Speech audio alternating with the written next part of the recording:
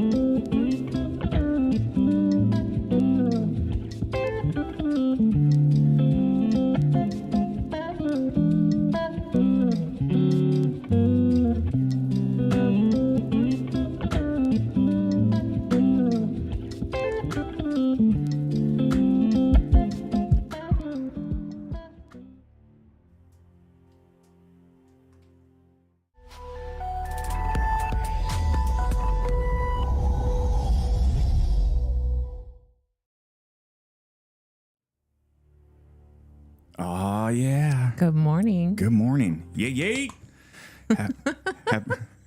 Sometimes I like to pull out the Ice Cube from the 80s. Yay, yay.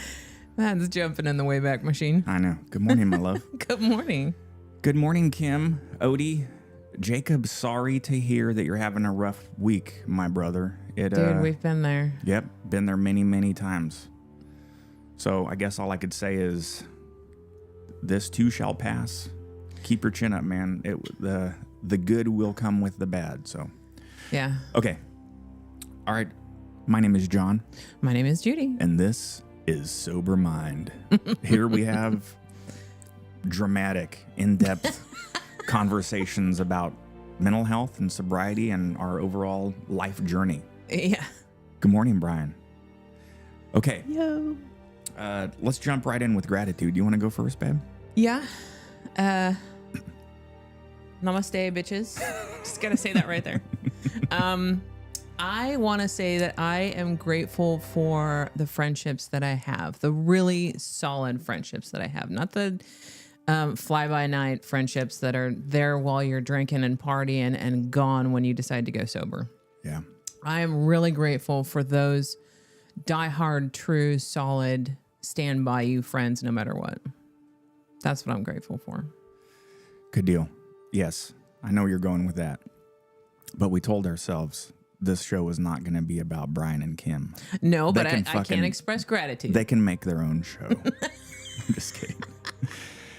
All right, that's a good one, babe. Yeah, it's that's what I was grateful for. I know that's one that you and I have worked on and talked about for the last year and a half, two and a half years since we got on with our sobriety journey. It's been an interesting dynamic, the friendships.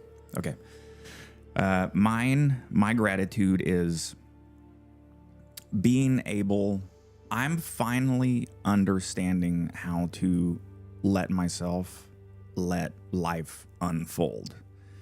Instead of trying to control it. Yeah. You know that's hard. I know. Yeah, easier said than done. But you know, and you've been there with me for several decades, and that is it's tough for me to not always try to control things. Yeah.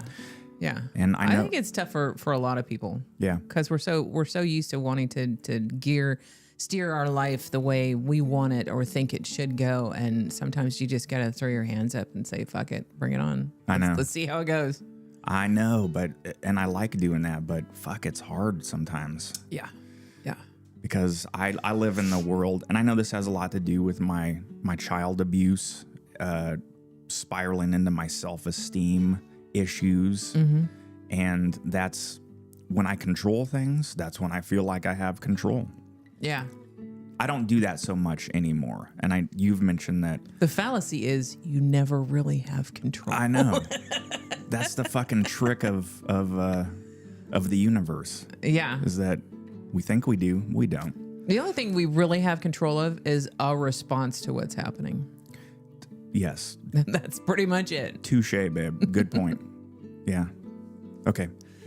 Real quick, today we're gonna go back to sort of our original format of the show, and we're going to be doing a reaction discussion to a video, Which I have not seen, so I'm super excited about this. Yeah. So we'll get into that in a minute, but first I want to talk about our fast recovery and what that was like this time. So some backstory. At the beginning of this year in January, Judy and I decided to do a 72-hour water only fast. So 0 calories. And we got through it. We learned a lot from that. But this time we invited our very good friends, Brian and Kim, to join us on the journey. And it was, I was about to say, man, it was fun. That was being a complete fucking Liar. That's not. You lie. Yeah. It was an experience. Yeah. This time around, though, it was really, it took some pressure off to be able to vent and joke and share stuff with Brian and Kim. Yeah, and have other people going through the same thing. Yeah. Yeah. We decided last night that we might use this show's format to have a dedicated discussion about how you poop. And how you pee and what your bodily functions are going to be like when you go through a fast. Because they are pretty dramatic. Yeah. Depending on the person. But they range from constipated to completely the opposite. And it's just all over the map. Man. And so we got through it. It was nice to have them co-chair it with us. Yes. The refeeding ceremony last night lasted. That was fun. Yeah, that was fun. We did it very tactically, very strategically. We did good. Yeah, Kim, hello. Yes, poops. So we, I think it was good 4 hours of refeeding and talking and catching back up. I think that was the best night I've had this year. Yeah. If you ever want to do a fast, make sure that you refeed properly. Do not go out and get a cheeseburger and fries because you will mess your system up so bad. Yeah. How do you feel this morning? Great. I got on my bike, did my ride, had lots of energy. When I did my ride yesterday, I barely made it. Yeah. I got off that bike and had to immediately lay down because I was like, oh my goodness. Yeah, I woke up, so I slept. I got super relaxed last night after I had nourishment back in my body. Yes. The norepinephrine started to flush out. I slept well. Peristalsis started to work. Yep. Digestion was going, minus my shoulder surgery recovery. So I'm still struggling with a little bit of sleep, but I'll get back to it. But I woke up this morning feeling clean, alive, and I appreciate all of the small. I just love it. I was like, oh fuck yeah, man! I'm gonna go make some coffee and I'm gonna have some creamer in it. Yeah, yeah. And then after I got back from my run and you did your ride, I had a kombucha. Oh, it was the best ever. And I had a piece of like 20 grain toast and butter with a little garlic powder on it. Fucking life was just heavenly. Yeah. Your relationship with food completely changes when you go through a fast. And you realize how some of these, for me, I realize how some of these addictions with bulimia and anorexia can fall into patterns that are like that can easily fall into something like that. Yeah. And it's amazing your relationship with food, because it's not like alcohol, because you need food to survive. You need food to live. Yeah. You don't really need alcohol. So that relationship is so tenuous. And for people who have that addictive personality, who are addicted to food, or who are, addicted to anorexia, not eating, or bulimia, to binge and purge. It's completely, it brings it all to light when you go through a fast. Yeah. I guess I don't get that side of it, but I understand. Well, I think body dysmorphia goes down Yes. sort of a different avenue as well, Yes. coupled with that. So, okay. We won't bore everybody with our fast discussion. That's not what this is about. Okay. Odie says, I saw this episode title and I had a song playing in my head immediately from Yeah, Odie. God, Let it go. That's perfect. Odie coming in hot with the jokes. I love you, Odie. Okay, well, let's go ahead and jump into it. What we're going to do, this is like a 12-minute video. In the past, we used to take a 12-minute video and we would break it into about 3-minute segments for each show. But we're going to play this whole thing and we're going to pause during it and we'll have discussions. So we'll do like a reaction to it. Now, if I see something that I'm like, okay, I need to jump in here. Just go like this. Okay. And I'll pause it. Okay. All right, we'll dive in. Here goes. I'm a Christian, I'm whatever you want me to be. It all comes down to the same thing. You're in a loving place or you're in an unloving place. I just want to be myself. If I lose a few fringe people who can't deal with the fact that there's other forces in the world, that's okay with me. The meaning of life? You want to know what it is? Love yourself. Jim Carrey is love.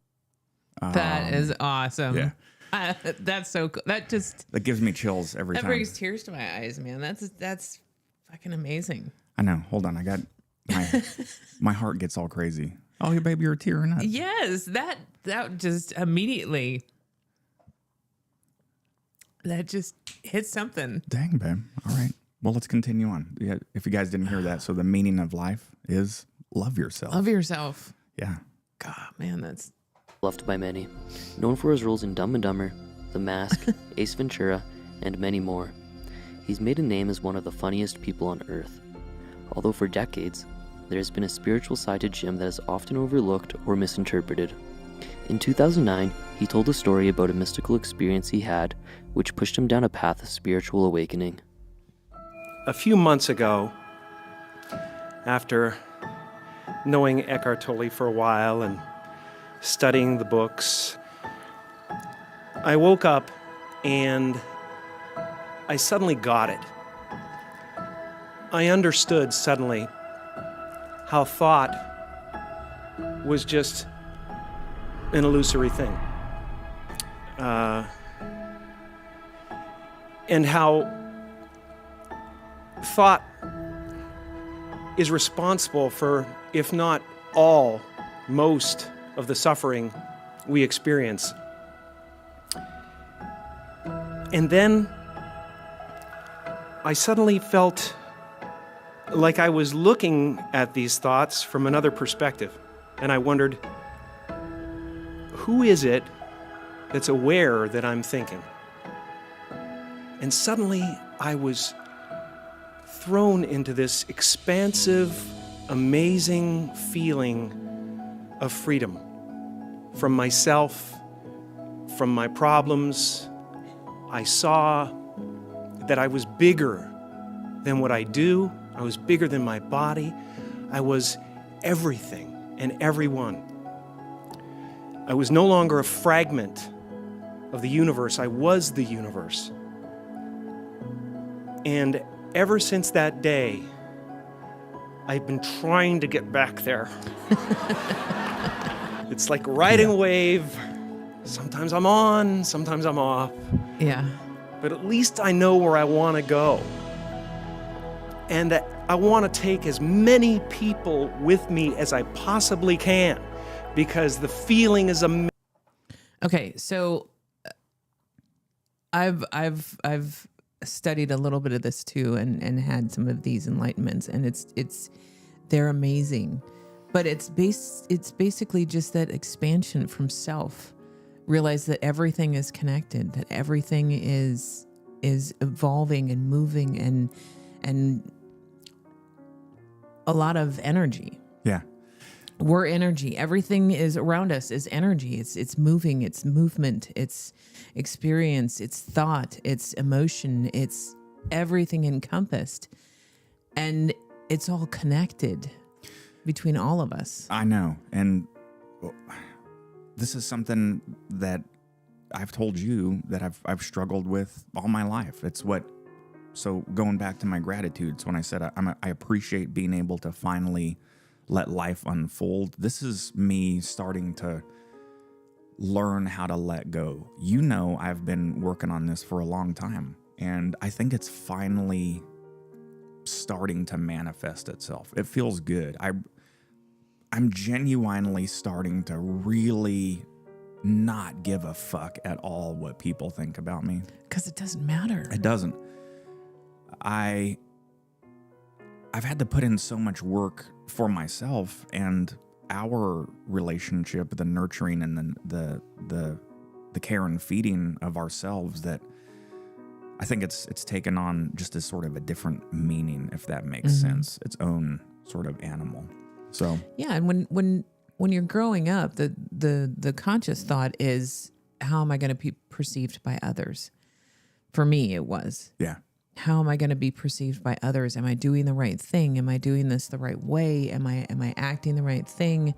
And then I'd have those rebellious times to where I was like, I don't care what anybody else thinks. I'm going to do this, and my stubborn streak sticks in, and I go that path. But That's a different kind of I don't care what anyone thinks. yeah, that's a kid. destructive kind of I don't care what anybody Yeah. thinks.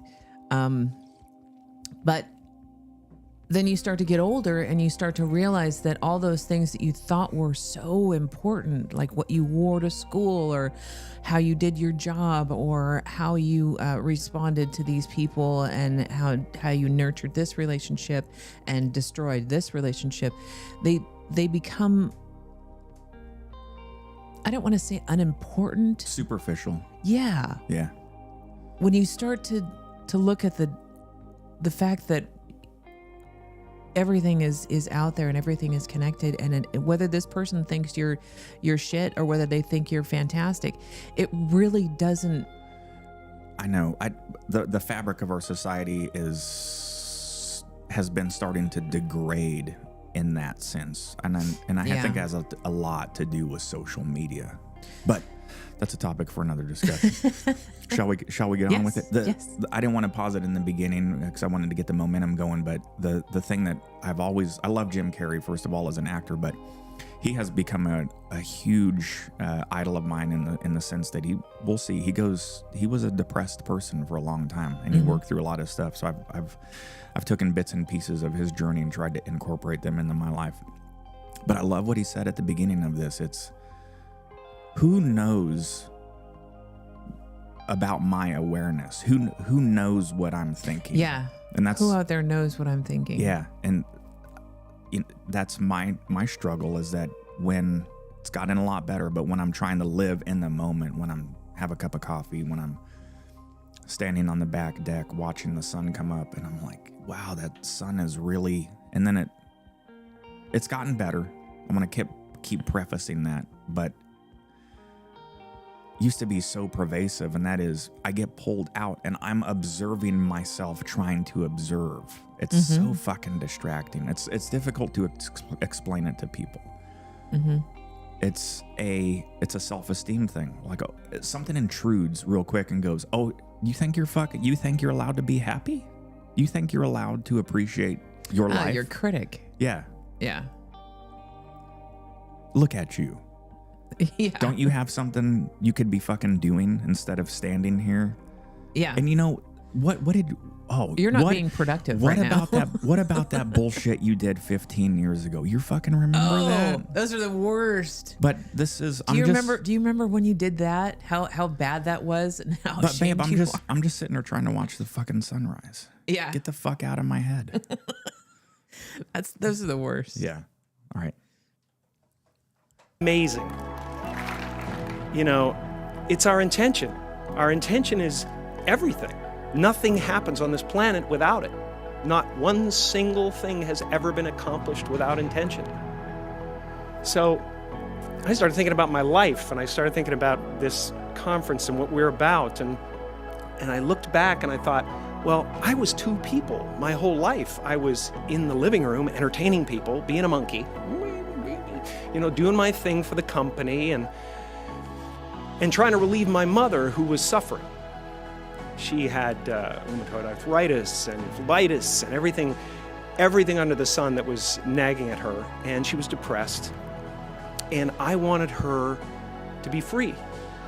And I wanted her to realize that her life was worth something because she gave birth to someone who's worth something. And then I would go into my room and I would sit with a legal pad. I was a little kid. And I would sit there and I would try to figure out what it meant, what it was all about. Why are we here? What is this? Jim describes that he once read from Buddha that all spirituality is relieving from suffering. Similarly, Buddha summarized the reality of suffering in the Four Truths. 1. Our lives are pervaded by suffering, both obvious and subtle. 2. There is an identifiable cause of our suffering. 3. Because we know its cause, we can free ourselves from suffering. And 4. There is a specific path we can follow to end suffering, which consists of meditation, wisdom, and ethical living. Buddha's teachings on suffering resonated with Jim, as he realized that he was trying to relieve his mother from suffering all along. One day, I read something from Buddha that said that all spirituality is about relieving suffering. And I suddenly realized that's what I'm doing in the other room. and I'm aligned. My purpose is aligned with this. So I felt incredibly lucky. I lose sight of that all the time. I get caught up in different concerns and ego concerns. Ego. But Ego. I'm so lucky to be a part of this community and to do something that is of value. And he's relieved more than just his mother from suffering. With countless timeless performances, there's something for everyone to find escape from their own life's strife. One of which being his portrayal of Andy Kaufman in the 1999 film Man on the Moon. Following the film, he had another awakening experience where he saw through his ego. It was definitely an important moment in the process where I found myself subjugating Jim Carrey for Andy Kaufman and Tony Clifton, and then at the end of it looking for Jim Carrey again and having trouble finding him. And at a certain point I realized, hey, wait a second, if it's so easy to lose Jim Carrey, who the hell is Jim Carrey? Or I was kind of watching from another place. And there's been a series of kind of awakenings I've had in my life, and people chalk it up to depression and all that stuff. I think that grief and sadness and all those things are the ticket home to nothing. I think that was a part of the process. So I have a question. The forms of enlightenment that he talks about, the forms of going through the ebbs and flows, the enlightenment and the depression. Do you think that everybody has that capability to reach that level of enlightenment or awareness to pull themselves out of whatever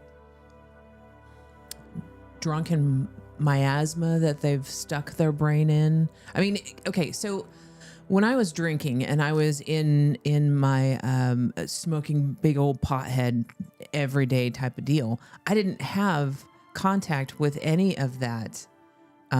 If I did, it was very briefly.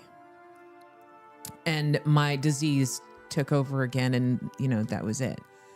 Yeah. Once I got sober, I've been able to reach that. And I'm talking from somebody who was raised Buddhist. So I had those teachings in front of me my whole life, but I never actually grabbed onto them until I got sober. Yeah. And realized that I was, So essential. yeah. I watched you go through it, babe. So to answer your question, do I think we all have the ability to do that? Oh, 100%. Every human being has the ability. As far as Buddha goes, everybody has a Buddha within them. Yeah. But how we end up getting that ticket on the bus is what is the struggle for all of us. That one thing that helps to lift us up out of the quagmire that we've stuck ourselves in. Yeah. Because it's different for everybody. Yeah. That's why a lot of my YouTube shorts lately, I've been posting a lot of, if you need help, just say, I need help. Tell someone you need help and start that journey. You and I have talked about this many times that I approached you and said, let's do a 30-day drive month, and then blah, blah, blah. And then said, let's only drink on the weekends. And then said, I want to quit drinking. And we both ended up meeting back in the middle and aggressively saying, why the fuck did you not tell me something years ago? And we both said, because I was afraid. Mm-hmm. It's so fucking bizarre that we create and put these little corrupted snippets of the universe into our psyche of, I'm afraid. What the fuck am I afraid of? And that's so many comments on the shorts lately that I've been answering. People are like, oh, it's not that easy. It's not easy. Sobriety is not easy. Quitting drugs and alcohol is the step, but it's only the first. It's only the first. Everything that we do in life, right? It's sort of a path of how do we function and be able to celebrate and enjoy being us in our own skin and being a productive human Yeah. and enjoying life without having to pickle ourselves. That's been my struggle. Yeah, without external substances. Yeah. Hey Denise, good morning. Yeah, it's for somebody with an addictive personality or somebody who's going through that struggle, it just compounds it and makes it harder to pull yourself out. But having a seeking mind is probably the first. Yep, the seeking mind. Yeah. Because that's where your environment, your Buddha nature, your Jesus, whatever force that's out there, the universe, that's when it kicks in and says, okay, now you're looking. Now we can start to feed you what you're looking for. Yeah. Whether you have spirituality or you are Christian or Catholic or Buddhist, or no matter what, that energy, that force, I believe, is out there. And when you start seeking information, it will put it in front of you. Yeah. You have to be aware enough, though, to know what you're looking for and to be open enough to accept what information is coming to you. Yep, absolutely. So everything you just said is spot on. And that is the bundle, if you will, of you won't get sober unless you want to get sober, or you won't, and it goes with a lot of other things. You won't fix your mental health and your depression and your anxiety unless you want to. Unless you're ready, yeah. That's another real dark, dismal discussion to go down, because I've gone through it, and I knew that I can't just lay in bed and have fucking suicidal ideations and depressive thoughts and expect everything to just come heal. You're absolutely, you have to push, you have to seek. You have to take that first step. That's the thing, is you personally have to start. The things around you aren't going to help you until you've started. Yeah. Once you've started, then, your environment starts to respond to your actions. That's right. You got it. We could talk, the fantastic fast and the rekindling of our relationship with Brian and Kim. Yeah. That doesn't just happen. That they took a little bit of work on each side, but it's those little steps that you have to just put out there. Yeah.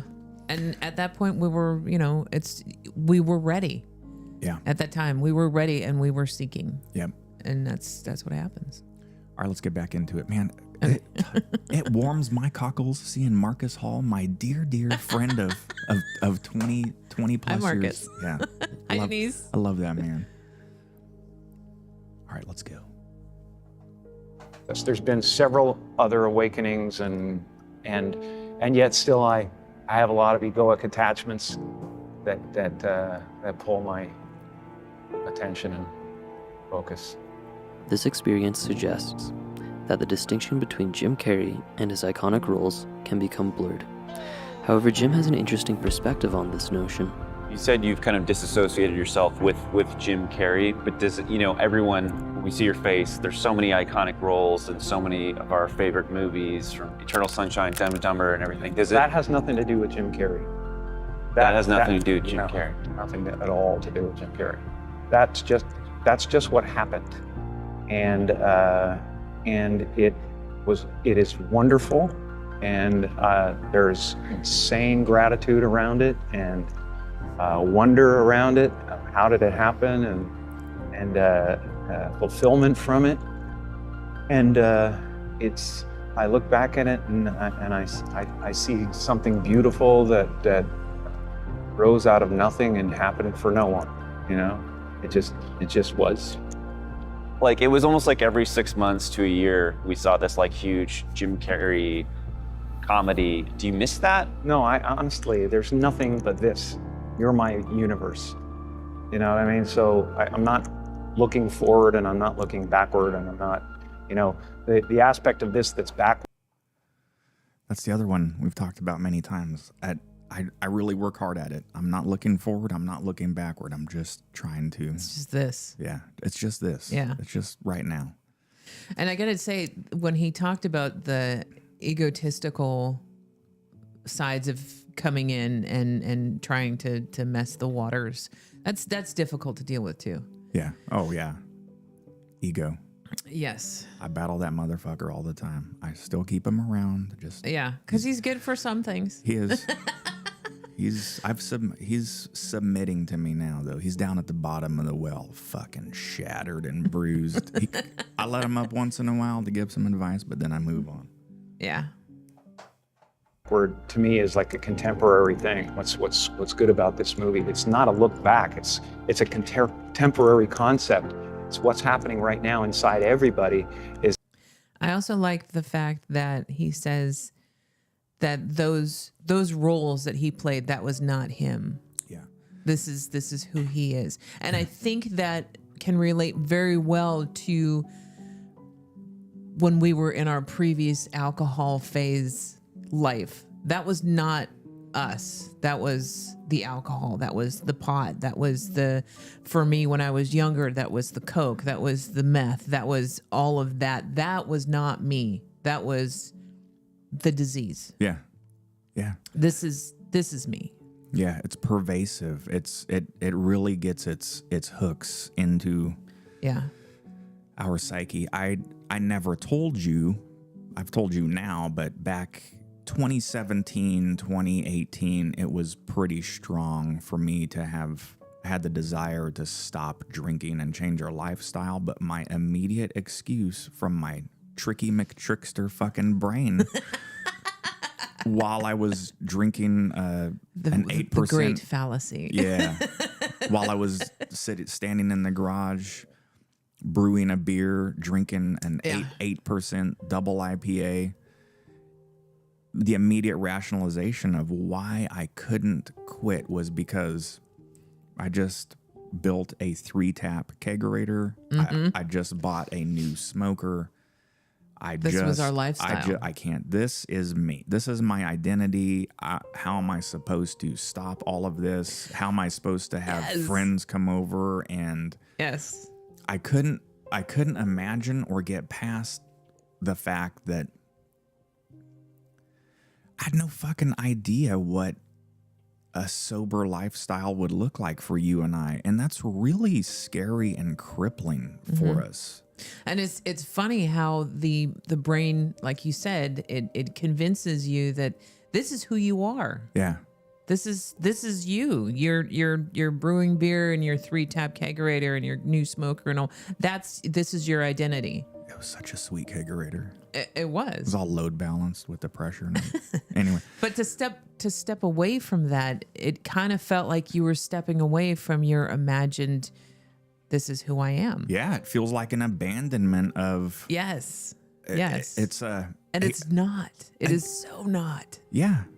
And so then it's immediately I just push that away and crack open another beer and continue brewing a beer. And we had no idea that changing that was not abandonment, it was freedom. Yeah.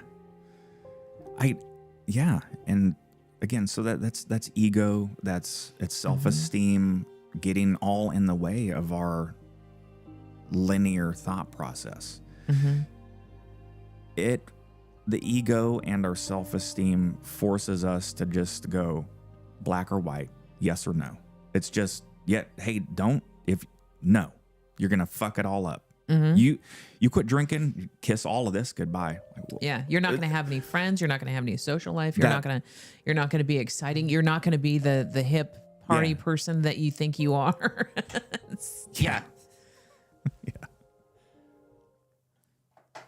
Is they're going, who am I? And they're depressed, a lot of people, because they're trying to hold up an image in the world. And that's what depression is. People go like, oh, Jim's been depressed and stuff. Well, yeah, I was depressed when I was trying to be the Wizard of Oz instead of the sweaty guy behind the curtain. But now I know that Oz is the character, and I think that everybody deals with that. Everybody walks around and they go like, why am I depressed?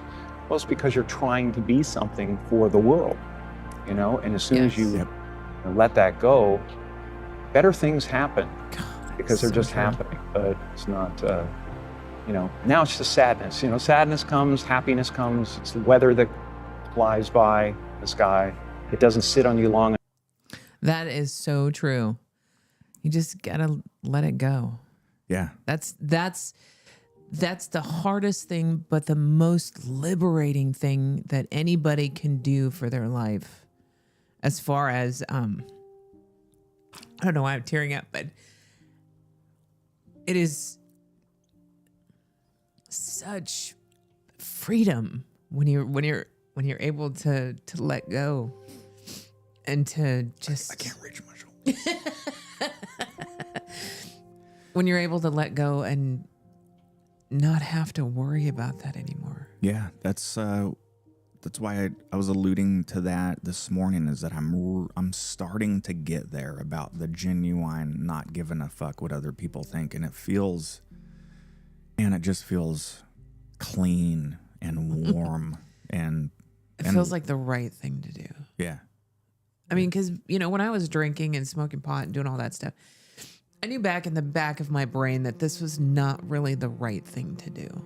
Yeah, I knew from the day you and I got married that I could see that in you, but I didn't understand if that was an emotion that I was creating, or I used to refer to you in my mind as tragic beauty. That's depressing. Well, at least you got the beauty thing right. Yeah. Well, it's of course, but it's because I always felt like you were not fertilizing your soul. It was always trying to blossom, but you wouldn't let it grow. If that makes sense. Yeah. And you're absolutely right. You have so much empathy and so much love to give, but intoxicating yourself always repressed that, as it did me. Yeah. Yeah. And my inner self part of me was saying, this is not really the right path you should be going down. Oh yeah. And then the other part of me was saying, look, you're so sociable, and this is the person that everybody likes. Yeah, it confuses. Although I didn't like it. It confuses. That little fucking that dude on little voice. The dude on the shoulder. Fuck you. Enough to drown you, As mentioned, Jim has struggled with depression. He previously mentioned depression as his body needing deep rest from putting on an act. Here he takes us further into that journey. I've read a couple of places where you said you've struggled with depression from time to time. I was on Prozac for a long time. Yep, I was on Prozac for a long time, and I'm not sure. It may have helped me out of a jam for a little bit, but people stay on it forever. You know, I had to get off at a certain point because I realized that, you know, everything's just okay. No peaks and valleys. There are peaks, there are valleys, but they're all kind of carved and smoothed out, and it feels like a low level of despair you live in, where you're not getting any answers, but you're living okay, and you can smile at the office, you know, but it's a low level of despair. And you don't take any of them, you don't take anything now? Nothing. I don't take anything. I rarely drink coffee. I'm very serious about no alcohol, no drugs. Life is too beautiful. After talking to you for a couple of hours, I mean, I get this sense you are a big bundle of conflicting emotions. Really? You get that sense from me? Well, I think you're very emotional about a lot of things. It's all very close to the surface. Yeah, it is. I've decided to be there. I only act in the movies. And his level of authenticity is apparent in these interviews. Perhaps it's because he's able to detach from his psyche and see a bigger picture. I think that we're all trying to add things to ourselves so that we can finally define ourselves, and then everybody will get us and they'll go, okay, this is what you are. And then if you actually get there, you will find it so empty that you'll realize that's really not what it's about. It's about not only, just going with the flow, but it's about not taking it personally. It's like the difference between a house and my house is a world of difference, and it's the my that's the problem. So you can do all this without the my involved. You can do it in a way that it's not. Life isn't happening to you; it's happening for for the good of everyone. It's just it's a play. It's a giant field of consciousness dancing for itself, and you're here to make me. I think Shakespeare was the one who said life is but a box of chocolates. No, life is a play, and all the people are the actors. Yeah, and that is so true. Yep. Happy, and it's making itself happy. It's like one soul. That's how I feel. I feel like people say, well, I have a soul. You don't have a soul. There's no you, but I feel like there is a soul, and it includes everything. Yeah. And when you wake up in the morning and you feel like I'm the universe, you don't have to reach for the stars. You can just let life happen. Yeah. And walk through the doors. Sorry, I misquoted. He said, all the world is a stage and all of the people are the actors. Yeah. So that's that. I think it'll give you some food for thought for a little bit. That was great. Yeah. That was fantastic. I got a lot out of that, and it brought a lot of my beliefs back home and up to the surface so that I can reevaluate, retouch again, and reappreciate the things that are really important. Yeah. We put a lot of pressure on ourselves, babe. That we really don't have to. Yeah. I mean, we're not perfect. That's never going to happen. Do you mind if I give you some public feedback?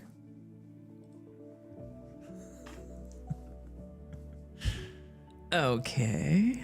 You put a lot of pressure on yourself that revolves around your mother and your sister's approval of you. And I think sometimes it gets in your way.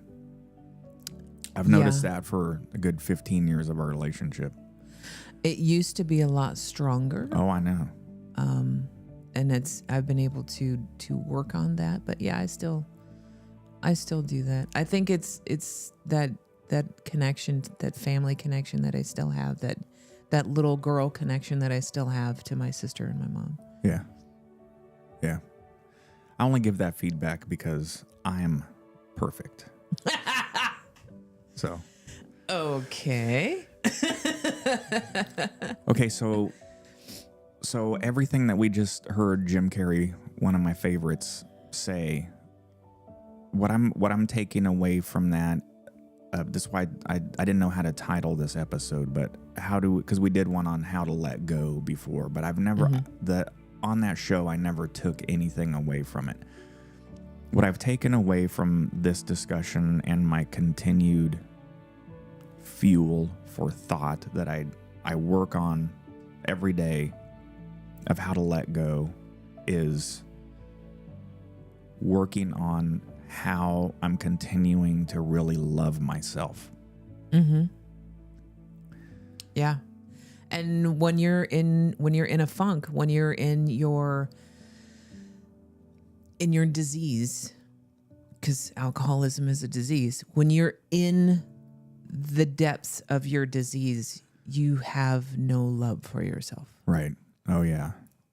You think you do. It's very masked. Yeah. I had so much despair and remorse for myself. That's when as I've told you, I'd wake up crying. It was me, my soul just reaching out, going, please, I can't let you do this anymore. Yeah. It was me fighting my spirit. So Yeah. And it's very easy to mask that with external substances. Yeah. Okay. Awesome show. Hold on. What's Denise saying? Yeah. His realness, Kim, he's been amazing. I never used to see him like that, but Denise says it's like that even without the drugs, alcohol, etc. Whether it's self-doubt, self-loathing, poor self-image, we are only limited by our thoughts. Absolutely. And then Michelle approves of you exactly the way you are, babe. Thank you. So, okay, we'll get ready to wrap this up. We got a hard stop with an appointment. I laughed during a part of that segment. I didn't mean to. I was chuckling. But it's because they showed a scene from Ace Ventura: Pet Detective. And here, I'll just lay it out for you. You got to watch the Ace Ventura series, because there's a scene where a fake rhinoceros is giving birth to Jim Carrey, which is the fucking most epic scene ever. I thought he was just pooping Jim Carrey out. No, he's giving birth. Oh, okay. Remember the kids are like, oh my God, the rhinoceros is having a baby. He's like, he's coming out. But he sits down with this African tribal member, and the tribal member is wearing, a loincloth, basically. And Jim Carrey goes, excuse me, sir, your balls are showing. Yes, he's done some epic things. Yeah. But I'm very happy for him that he's reached where he has. And it's definitely gives me a direction to go forth and to try and be in the present and to love myself and just takes work. Love yourself. Be me. Yeah. All right. He mentioned in the beginning Eckhart Tolle. That's a German, I think, psychiatrist, like psychologist and philosopher. Really, really good stuff. I'm going to start reading some of his works. Apparently, he gets pretty deep into it, revolving around mental health versus spirituality and all of that good stuff. So I definitely do think that there is a link between getting sober and loving yourself and some form of spirituality. Absolutely. While we I'm getting ready, so we're going to talk about the agenda for next week and a couple other things. In the meantime, Jacob, if you want to type in the chat what you've struggled with this week, for those of you that joined late, Jacob joined and he said that he's glad to be here and he had a really rough week. So if you want to share, go for it. Maybe we could have a discussion. We could all chime in to see if we could brighten your day. Yeah, Right. we would love to do that. So let's talk about what we're doing today. We're going to have coffee with some other friends. With some very old friends, Brian and Kim. We're going to meet Bri Fry. Yep. And his wife. Laura. Yeah. So we're gonna have a cup of coffee. I'm wearing my Whistle Stop coffee shop to the Frost coffee shop. They're like a block away from each other. Yeah. It was unintentional, but we'll see what they say. Maybe they'll be like, if we give you a free t-shirt, will you please change into this in the bathroom? I'll be like, sure. Oh, so Free t-shirts. Yes. oh, there we go. Jacob said he had a sudden loss of a pet. Oh man. Judy and I have been there. That is a tough one. It is. Especially if it's sudden. Yeah. We love our fur babies. Yeah, and we can completely understand with that one. We've lost, in 20 years, we've lost 3 dogs. Yeah. And a couple cats. Yes. But every time it happens, Jacob, again, this is really easier said than done. You know what? I don't have any words. We will go through the grieving process, and if you're in a position to get another pet, it helps immensely because you can be of service to that. So every time I've gone through something and we've lost a pet, I go adopt one, and it's a life changer for me. I don't know if you're in that position, but it's definitely not recreating the relationship you had with your pet that you lost, but it allows you to create a new relationship with another pet, and it's been very beneficial. This is for making us. me teary-eyed because that kind of caught me off guard. My dogs have helped me so much with my mental health and growth that, and it's the old cliche, they just give unconditional love and they're there for you. And people that aren't pet owners don't understand how much. Sorry, pet owner is a weird phrase. We don't own a pet. There are companions, but I don't know. I don't think people that don't have pets in their lives don't understand that you have an emotional bond with them big time. They're part of your family. Oh yeah, big part of the family. Yeah. So we really feel for you, man. We've been there. Yeah. We've actually memorialized a couple of them. We've got little tattoos, paw print tattoos. I've got some on the back of my leg, and then our tattoo artist drew some pictures, painted some pictures for us of some of our dogs that have passed, and it's really nice to have pictures of them up and around just to memorialize them and remember that they helped us so much and we gave them a good life, because I'm sure that you gave your pet a good life. Yeah. So, hang in there, man. Yeah. If you're into body art, man, go. It helps me every time. I'll go get a paw print tattoo of them, and life is good. So I'm not saying go start to do full sleeves and stuff, but it might help, brother. Yeah. Okay, let's wrap it up. So next Saturday, same format. We're going to continue this format. I like it. Do you like it? Yeah. There are some times that I want to bring up some topics like we were talking about earlier, that topic can pretty much fill up a whole show, unless we can get a video that relates to that topic that we want to discuss. For sure. But yeah, I like this format. I think we can get you a foot controller, and so you can press pause when you want. Instead of going like this. Yeah. Yeah. All right. Okay. All right. Let's get ready to wrap it up. So do you want me to give a little bit of a spoiler for next week's video? Yeah. Oh man, No, I don't want to know. You don't want to know who it is? No, I like the surprise, because it's easier for me to react instead of, because I get in my head sometimes, and every time I have thought about what I want to say on the show, like in the shower, because that's where I do most of my best thinking and stuff like that. Every time I think about how I want to say something on the show, it never turns out that way. Never. So I told you that many times. Like, we're just having a discussion. I know. Just be natural and go with the flow and let things come.